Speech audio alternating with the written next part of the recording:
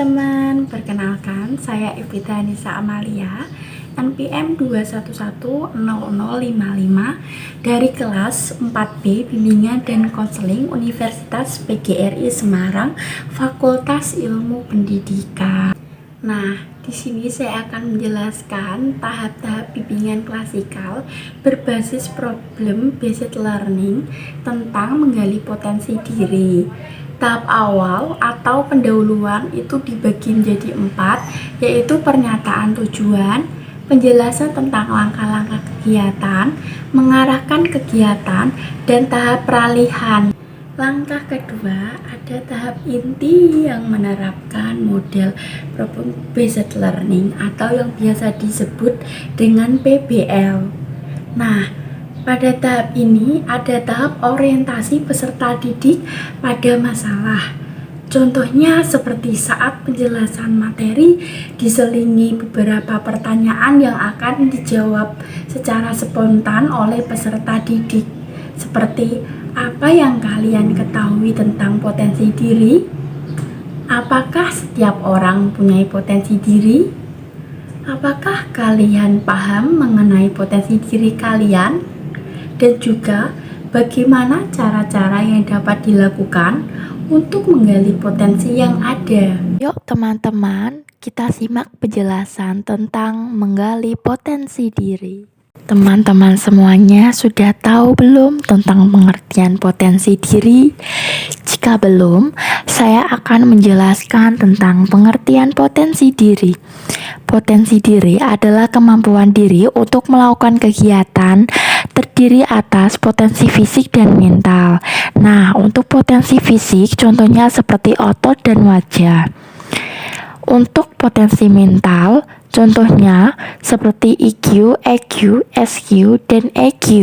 Jadi, dapat disimpulkan bahwa potensi diri merupakan kemampuan yang dimiliki oleh diri sendiri, baik kemampuan fisik atau berpikir, dan dapat dikembangkan sebagai jalan menuju kesuksesan. Jenis-jenis potensi. Nah, yang pertama itu ada potensi berpikir. Potensi berpikir yaitu manusia memiliki potensi berpikir. Seringkali Allah menyuruh manusia untuk berpikir, maka berpikirlah. Logikanya, orang bahwa disuruh berpikir karena ia memiliki potensi berpikir, maka dapat dikatakan bahwa setiap manusia memiliki potensi untuk belajar informasi-informasi baru, menghubungkan berbagai informasi, serta menghasilkan pemikiran baru. Yang kedua, ada potensi emosi. Potensi yang lain adalah potensi dalam bidang afeksi atau emosi. Setiap manusia memiliki potensi cita rasa yang dengannya manusia dapat memahami orang lain, memahami suara alam, ingin mencintai dan dicintai, memperhatikan dan diperhatikan, menghargai dan dihargai, cenderung kepada keindahan. Untuk selanjutnya ada potensi fisik. Ada kalanya manusia memiliki potensi yang luar biasa untuk membuat gerakan fisik yang efektif dan efisien, serta memiliki kekuatan fisik yang tangguh. Nah, yang terakhir ada potensi sosial. Potensi sosial yaitu pemilik potensi sosial yang besar memiliki kapasitas menyesuaikan diri dan mempengaruhi orang lain. Kemampuan menyesuaikan diri dan mempengaruhi orang lain didasari kemampuan belajarnya, baik dalam dataran pengetahuan maupun keterampilan. Ciri-ciri orang yang memahami potensi dirinya. Ciri orang yang memahami potensi dirinya bisa diukur atau dilihat dari sikap dan perilakunya sehari-hari dalam kehidupan keluarga, sekolah, dan masyarakat. Menurut L.A.Ross Sugiharso DKK 2009 menyebutkan bahwa orang yang berpotensi memiliki ciri-ciri sebagai berikut. Nah, ciri-ciri orang yang memahami potensi dirinya itu ada 8. Yang pertama, suka belajar dan mau melihat kekurangan dirinya. Yang kedua, memiliki sikap yang luas. Yang ketiga, berani melakukan perubahan secara total untuk perbaikan. Yang keempat, tidak mau menyalahkan orang lain maupun keadaan. Yang kelima, memiliki sikap yang tulus bukan kelicikan. Yang keenam, memiliki rasa tanggung jawab. Yang ketujuh, menerima kritik saran dari luar. Yang kedelapan atau yang terakhir, berjiwa optimis dan tidak mudah putus asa. Selanjutnya teman-teman, ada faktor-faktor yang mempengaruhi potensi diri. Nah, faktor yang mempengaruhi potensi diri itu ada dua. Yang pertama, lingkungan. Lingkungan merupakan suatu tempat yang memiliki pengaruh besar terhadap potensi seseorang. Karena dalam hal ini ada dua kemungkinan yang akan terjadi pada individu tersebut. Dia akan semakin berkembang dan potensi yang dimilikinya akan semakin terasa dengan baik karena lingkungan sekitar mendukungnya.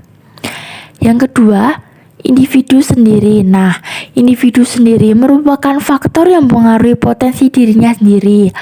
Hal ini bisa jadi disebabkan oleh tujuan hidup yang belum terarah atau belum jelas, motivasi yang kurang kuat dan kurang untuk introspeksi diri, serta takut menerima kenyataan bahwa ia memiliki kekurangan atau kelebihan pada dirinya. Jadi, secara garis besar, dua faktor yaitu internal dan eksternal dapat mempengaruhi potensi diri.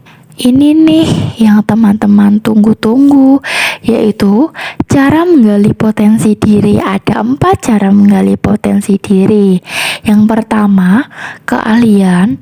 Yang kedua, ketertarikan. Yang ketiga, kepuasan. Yang keempat, kebiasaan. Setelah menyimak penjelasan tentang menggali potensi diri, yuk lanjut penjelasan lagi tentang guru BK. Setelah itu, guru BK membagi kelompok yang terdiri dari 4-5. Guru BK memberikan suatu permasalahan kepada masing-masing kelompok dengan 2 permasalahan yang ada tentang potensi diri. Selanjutnya, guru BK melakukan penyelidikan individu dan kelompok. Guru BK mengarahkan masing-masing kelompok untuk diskusi dan menyelesaikan PBL, diberi waktu 30 menit. Nah, setelah itu mengembangkan, menyajikan hasil karya dan menganalisis, mengevaluasi proses pemecahan masalah. Tahap yang terakhir yaitu tahap penutup. Yang pertama, guru BK mengajak peserta didik menarik kesimpulan. Yang kedua, guru BK memberikan penguatan kepada peserta didik berupa pesan moral tentang pembelajaran hari ini. Yang ketiga, guru BK merencanakan tindak lanjut. Yang keempat, guru BK menutup pembelajaran dengan doa dan mengucapkan salam bersama siswa.